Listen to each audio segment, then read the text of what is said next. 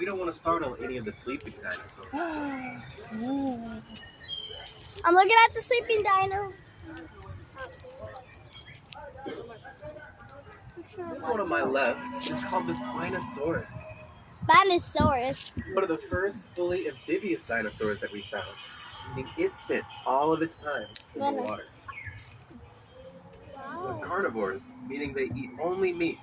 And with all that time swimming, surely they mostly ate fish. Like bears?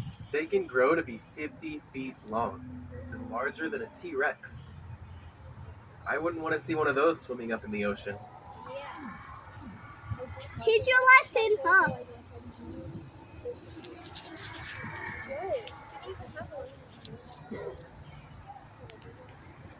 We're on both sides. Here on my left, we have what's called a Quetzalcoatlus. Oh. Quetzalcoatlus is a part of the Pteranodon family. This large reptile has a wingspan of up to 30 feet. They use those massive wings to capture rising pockets of air from the Earth's surface that allow them to glide His eyes! to 20 miles if the wind is strong enough. His eyes are on the side. Those are his nose. This long-nosed fella is also a local, as we've found fossils here in Texas. Look, see, those are his eyes. That's his eyes.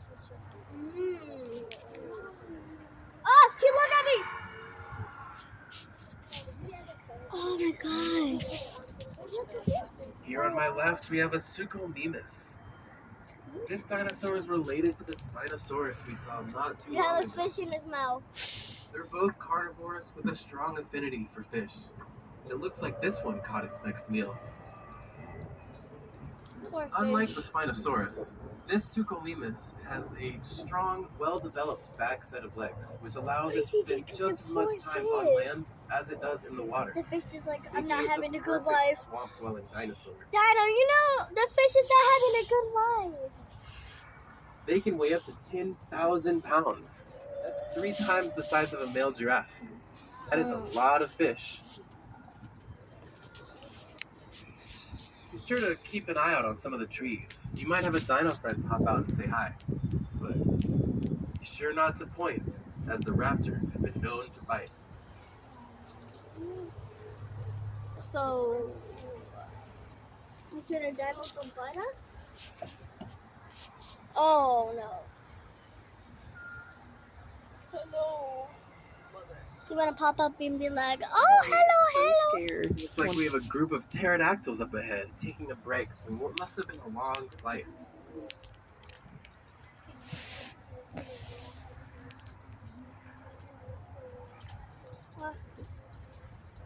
Would you look at that? It looks like there's a pair of Stegosauruses on my left. Appears to be a mama and its baby.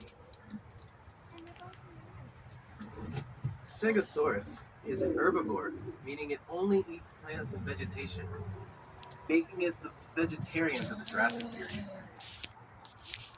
They still manage to weigh up to 12,000 pounds.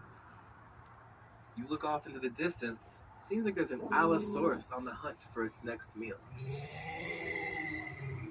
This carnivore makes great use of its 8-inch long claws, as well as its razor-sharp 70 teeth. But I wouldn't worry too much. These Stegosaurus have large protective scales along their back, as well as spikes on their tails, meaning they'll have no problem fending for their own. Okay. Yep, we know. Oh man, you're gonna be next. He said, keep an eye on the trees. Like, you know, some animals can't, some dinos can pop up, you know. Like, there's literally random lava right Here on my right, we have a Parasaurolophus, and our first nest of the day. I like to call this dinosaur Mr. Sunshine, and it has a large crown on its head that helps keep its body temperature regulated. Bro, you're not protecting the baby. That is about to get the baby. If this Parasaurolophus You say you doesn't pay attention, protect it might your lose an baby. egg or two. Dinosaurs need to be careful of where they place their nests, as many predators are always on the lookout for their next meal. Stranger danger. We should be approaching the research camp up ahead, which would be a great time to stop and stretch our legs. But, oh no, it looks like the raptors have gotten into camp again. Clever girls. Velociraptors have hollow bones. They hatch from eggs, and they make for absolutely terrible trapeze. Here at our research camp, we like to keep our fossils that we find. When a dinosaur dies, its bones are slowly buried deep underground. For a long period of time, these bones become sediment and fossils. Paleontologists nowadays dig up these bones and learn all about how dinosaurs used to live, including what they ate, when they got sick, and if they were injured. Oh, I see. Before we had time portal technology, all that we knew from the dinosaurs came from meticulous studies over That's fossils. cute. Yeah, that's cute. Oh, baby. Looks like we'll have to keep an eye out for a detour, because this herd of Bronchiosaurus has decided to make it block our path. Bronchiosaurus is one of the largest dinosaurs that we found. They can weigh up to 160,000 pounds, which is more than our entire herd of elephants here at the Dallas Zoo. Oh.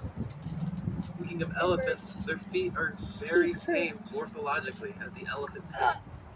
They help distribute all that weight That one's across not all moving. 4 limbs.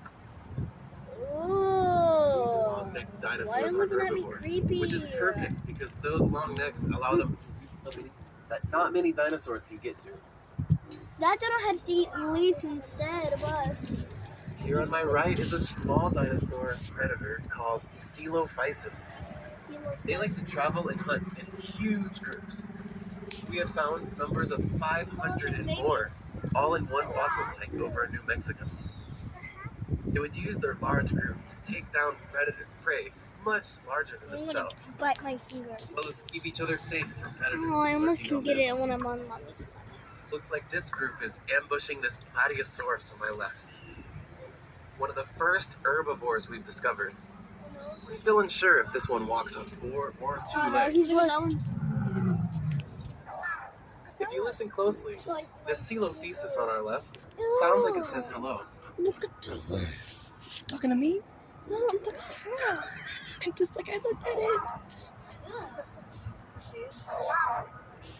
Here on my left, we can see a closer look at the Stegosaurus. Those defensive scales along its back are also called scutes, and they're made out of a similar material to that of a shell of a turtle. I see you. Did you say Cososaurus?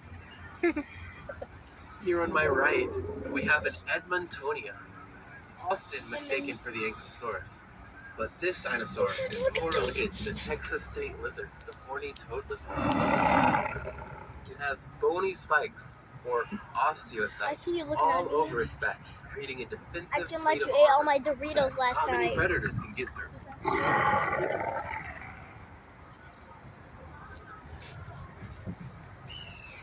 Here on my right, this funny feathered-looking dino is called the Chitty Patty. The Chitty Patty is related to the wreathed hornbill, and both use their unique bill morphology to make Can you a sit loud on that? bellowing call, such as that can be heard from miles away. Its eggs look like it's close to hatching. It first has to defend itself, as well as its nest, from this group of predators. These predators are called troodons, and it's really odd to see them out this early. They're nocturnal hunters, meaning they only hunt at night. Their large eyes help them see in the dark.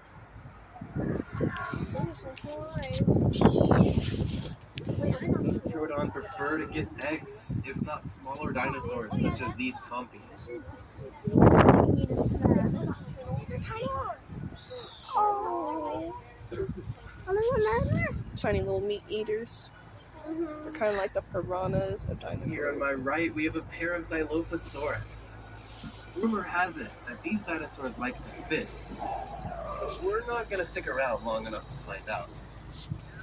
Their bright color patterns, sharp teeth, as well as red flares on their neck that pop out when they get agitated, help scare away any dinosaur or tram that stands in their way.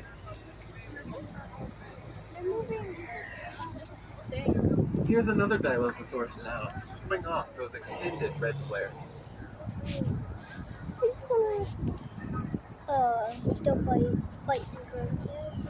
Now we're approaching the Nesting and Family Studies field office, where we'll get to see how some of our favorite dinos raise their young and nest.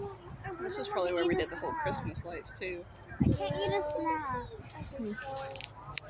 This all lights looks familiar. Here on my right, we can see a small group of Diabloceratops. Often mistaken for the Triceratops, this omnivore has 4 horns on its head, as well as a distinctive red crest on its forehead. This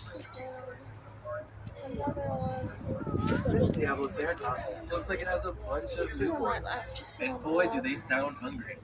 You gotta sit on somebody's lap. Newborns are born with only 2 of their horns, but they grow that second set closely in adolescence. And here on my left, we have my old Pteranodon friend, the I keep on expecting Quetzalcoatlus. some dinosaurs come busting out. They typically build their nests atop really tall cliffs so other dinos can't get to them. But when we noticed their nest starting to fall, we were at the right place, right time to help them relocate over here. The next few days, those eggs will hatch, and the Quetzals will return to the sky where they belong, where they feel free. Cute little babies. Here on my left, we have the Amargasaurus. And its eggs are hatching right And as they'll we speak. be that big. Professor Geller was on to And then we something. can ride it and I'll stuff. have to let him know. The Amargasaurus is a sauropod. Only eats plants, making it an herbivore. Typically gets its food from the ground, usually grasses and shrubs. And now we're approaching the world's most terrifying predator, the Tyrannosaurus Rex. The T-Rex can weigh 15,000 pounds. Or 14,000 pounds. And be 40 feet How long. are you scared? It can bite down with incredible amount of pressure. A similar amount of pressure Please to help an me. elephant. She's actually strangling me.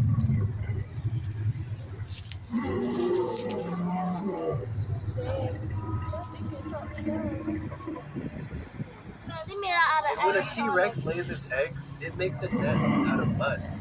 Helps keep them warm and cozy. Looks like this mama has a few newborns now. But we'll leave them be because they do not sound happy.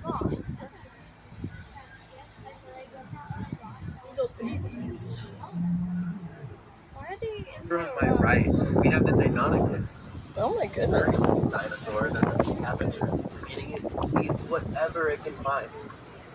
Oftentimes, it'll follow big predators in the attempt to steal their kills. Looks like that's what happened and why the T-Rex wasn't having such a good day today. The Deinonychus went and stole its lunch. Your parents are way over there. What you doing over here? Better I luck was like, next you time. know. Oh no, there And that heads up, look. unintended, That's what here we happened to have the the Pachycephalosaurus. what the This babies. So the hard-headed babies dino next has a probably. 10-inch thick skull that it uses as it rams into each other at full speed. Children. They use the sparring technique to intimidate as well as to impress other dinosaurs. When the Pachy's are young, they'll intentionally crack their skulls open so they can grow back harder and stronger. Hmm. They have a skull width of almost 40 times an average human skull. As we approach the time portal back to 2022, I want to thank you all for joining me on this dinosaur safari today. I hope you had a great time, learned a few new tidbits about some old friends, and I hope you enjoy the rest of your day at the Dallas Zoo. Please remain seated until we I'll come see you to a too. complete and full stop up ahead. I can still see you.